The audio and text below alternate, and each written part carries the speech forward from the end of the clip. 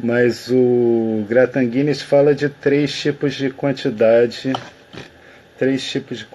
nos elementos de Euclides. E aí a gente pensa nas quantidades como uma categoria, né, das categorias de Aristóteles. Aristóteles ele enumera dois tipos de quantidade, né? Tem a quantidade discreta e a quantidade contínua, né? A quantidade discreta é aquela cujas partes têm limites que não são comuns, e quantidade contínua tem limites comuns. Aí o Grattan-Guinness fala de três quantidades nos elementos de Euclides, né? O que seria isso? Então, isso tem a ver com a divisão dos 9 primeiros livros, né? Os 9 primeiros livros dos elementos, que no total são 13 livros, né?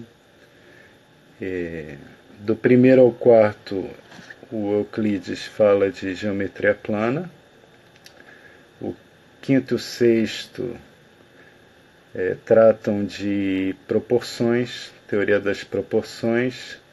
E o sétimo ao nono, ele trata de números, né, aritmética.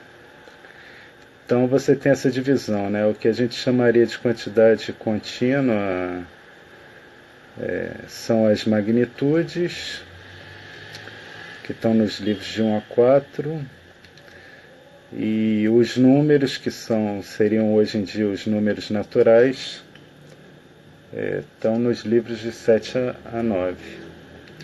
E as proporções seriam hoje os números racionais, mas o estilo torna a coisa bem distinta do que a gente tem hoje em dia, né?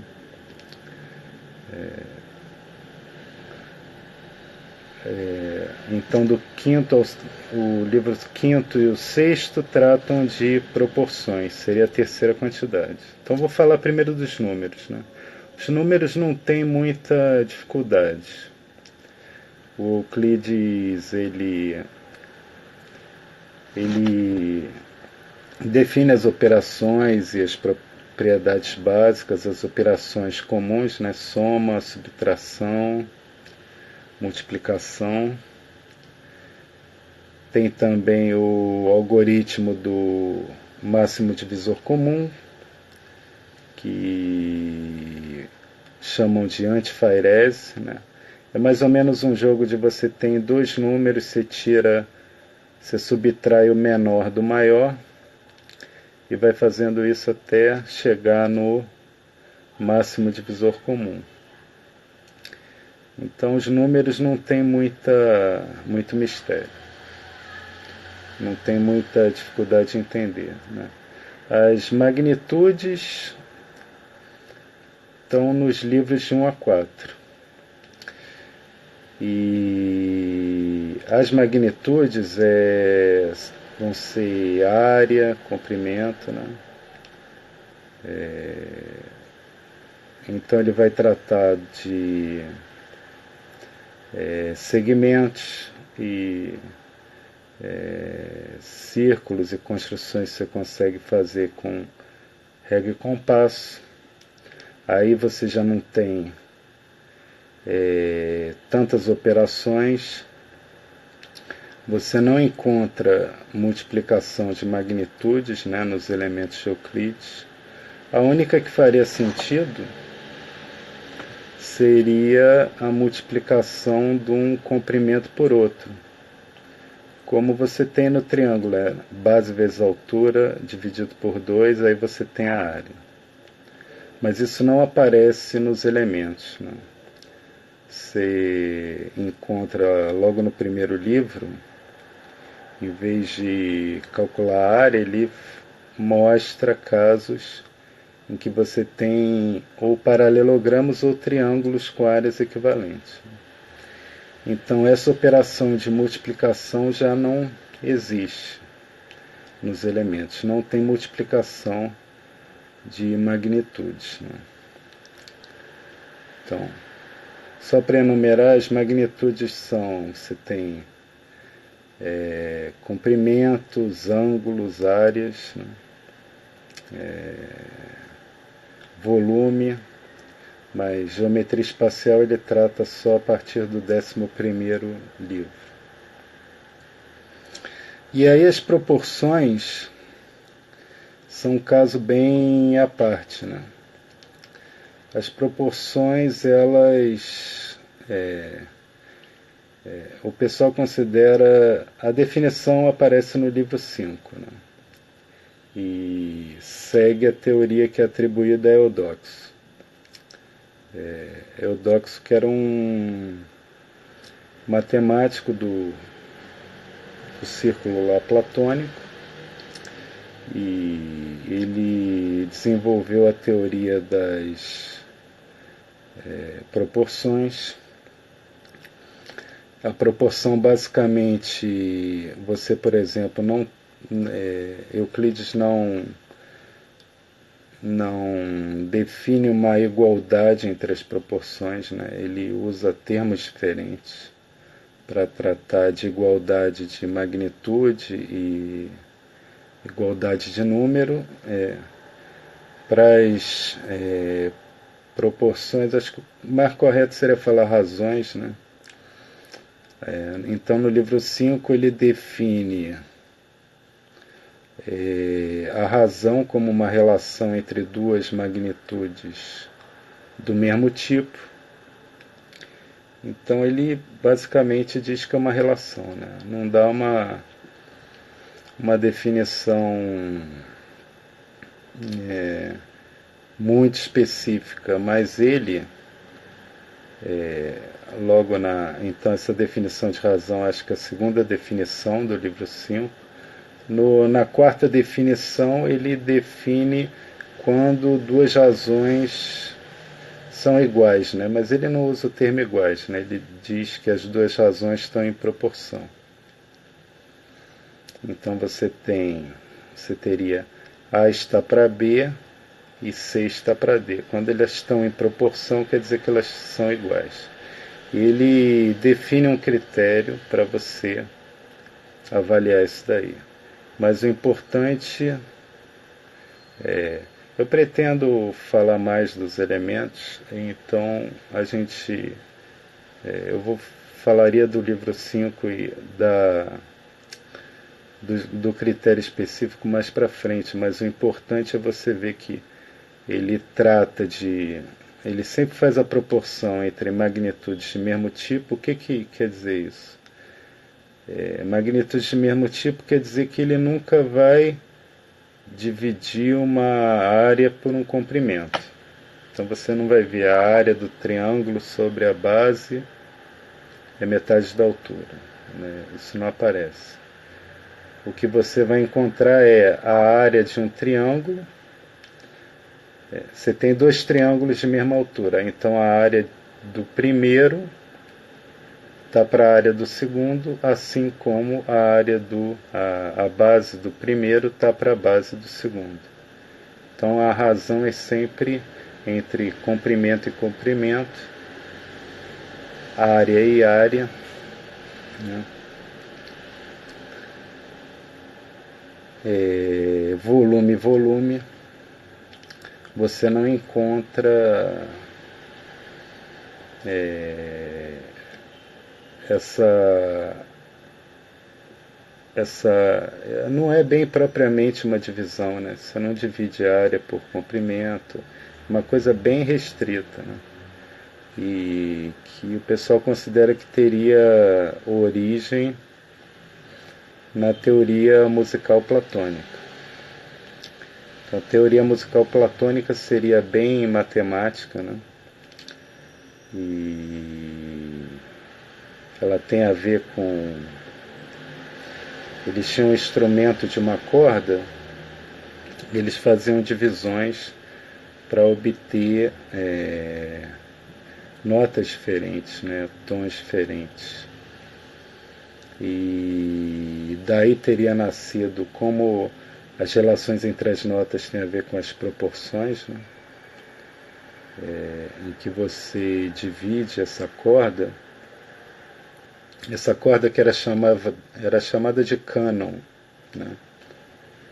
E esse instrumento, né? E você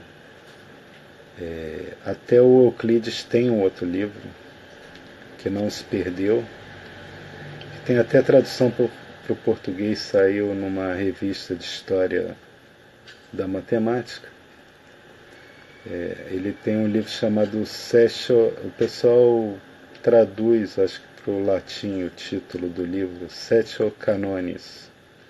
É a seção canônica, né? Então são as divisões desse cânon, que seria esse instrumento.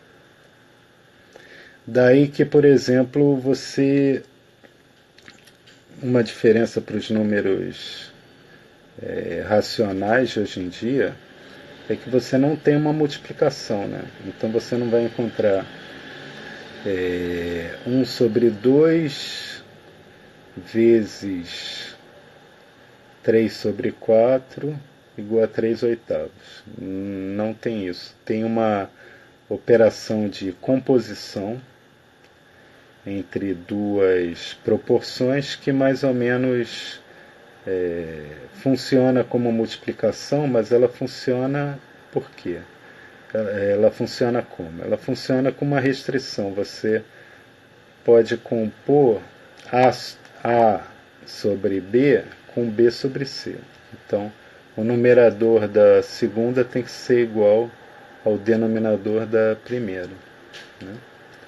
Senão você não faz essa operação de composição. E no máximo a relação que vai aparecer é entre paralelogramos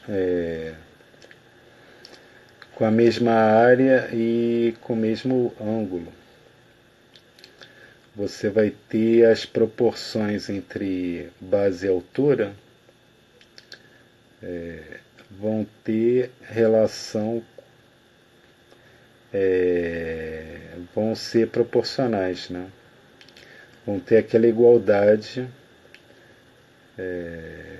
quando eles têm os mesmos ângulos e a mesma área. Então, isso é o máximo que aparece. É uma coisa bem restrita, né? E a teoria das proporções é interessante ver esse estilo de teoria das proporções, porque uma das coisas que o Descartes fez na geometria foi exatamente romper com essa teoria das proporções, né? E você vê que na Idade Média teve um bispo chamado Nicolas Oresmes, que ele chegou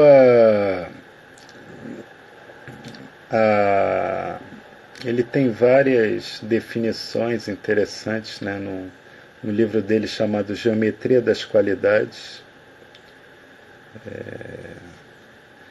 Ele chega a definir curvatura, né?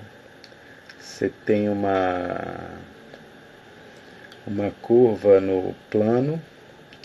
Ele dá as definições atuais de curvatura que a gente usa em geometria diferencial, mas ele não consegue fazer, ele não tem o recurso matemático para tratar do tema. Por quê? Por causa da restrição que aparece nos elementos, de que como os segmentos de reta e as curvas não são magnitudes de mesmo tipo, você não teria como comparar. Essa restrição que até o Arquimedes rompe um pouco, mas eu posso falar disso em outro vídeo, mas é uma restrição que o Oresmes não consegue vencer. Ele não consegue desenvolver nada para fazer comparações entre ângulos. Ele diz que a curvatura vai ser exatamente a variação de ângulo. Que está certo, é uma das definições de hoje em dia. Ele até dá duas definições. E as duas corretas assim, as duas praticamente iguais às que a gente tem hoje em dia. Mas ele não avança no tratamento matemático da curvatura. E outro detalhe interessante dos elementos de Euclides é que exatamente essa restrição de você trabalhar magnitudes, olhar para proporções de magnitudes de tipos diferentes, você não vê o número π nos elementos, não tem o número π. Quem tem um artigo sobre isso é o Arquimedes, né? Quem tem um trabalho, um livro sobre o número π é o Arquimedes, né? Aqui é uma observação, o número π você pode olhar de três maneiras diferentes, né? Uma coisa é você saber que a área do círculo é proporcional ao quadrado do raio. Outra coisa é você saber que a circunferência é proporcional ao diâmetro. E as duas proporções vão dar o valor π, né? E outra coisa é você saber que a proporção entre o círculo e o diâmetro e a área, o quadrado do raio, são o mesmo número. Mas isso é uma coisa que, se você olha os registros que o pessoal tem da matemática antiga, existem indícios que eles sabiam que era o mesmo valor, né? Que a circunferência estava para o diâmetro, assim como a área estava para o quadrado do raio, no caso do círculo, né? Então a teoria das proporções é uma teoria que eu considero muito bonita, e até o Dedekind, que foi o cara que formalizou os números reais no século retrasado, até disse que se inspirou um pouco em Eudoxo. É uma teoria bem bonita, assim. Eu vou falar dela especificamente num vídeo mais pra frente, né? Mas a minha ideia é não fazer vídeos tão longos, até porque senão eu não vou conseguir botar no IGTV, né? Tem que fazer muitas divisões. Então por hoje tá bom, né? O próximo vídeo eu vou ver se eu falo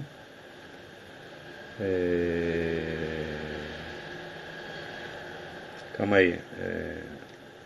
Sérgio falou aqui, no olhar atento sempre parecerá que, contrário do senso comum, eles sabiam muito mais do assunto do que nós.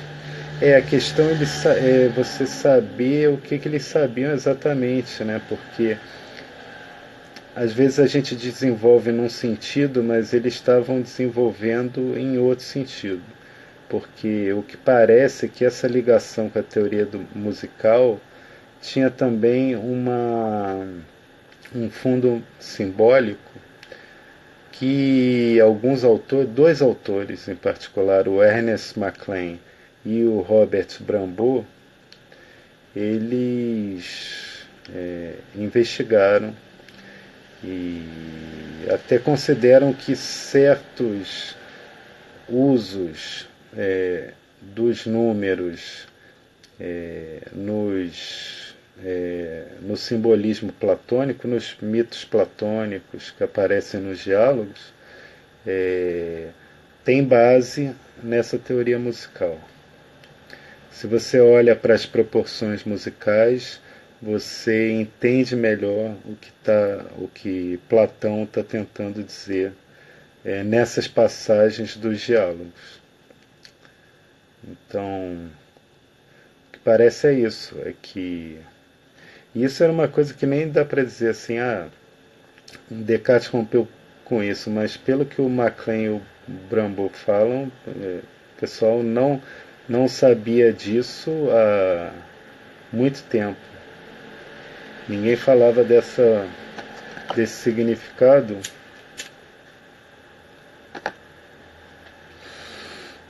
explicitamente há muito tempo. Não se vê assim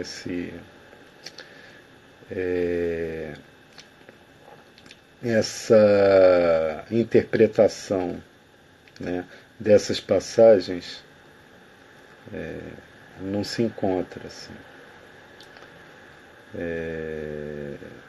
Então tinha sido uma coisa perdida mesmo.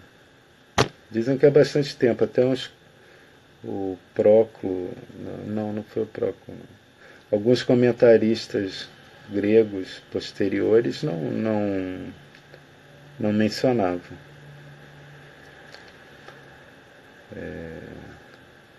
Então é isso, a teoria foi desenvolvida num outro sentido.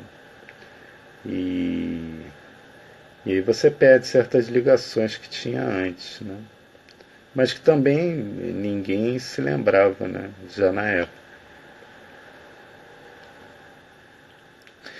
Então num vídeo mais pra frente eu devo falar de definições, noções comuns e postulados, né, que aparecem logo de cara no livro 1 dos elementos. E mais para frente também eu vou fazer divisões maiores aí, mas só para observar também que essa divisão em 3 dos 4 primeiros livros para a geometria plana, o sétimo a nono para aritmética e o quinto ao sexto para proporções, se as proporções têm uma base na teoria musical, então você tem aí 3 ciências do quadrívio. Né? Fica faltando só a astrologia. Então, semana que vem eu devo gravar mais um vídeo sobre esse assunto. Definições, postulados e noções comuns. E mais um elemento que um historiador insere aí nesses 3, que ele chama de hipótese. Mas aí eu vou deixar bem claro o que são esses elementos.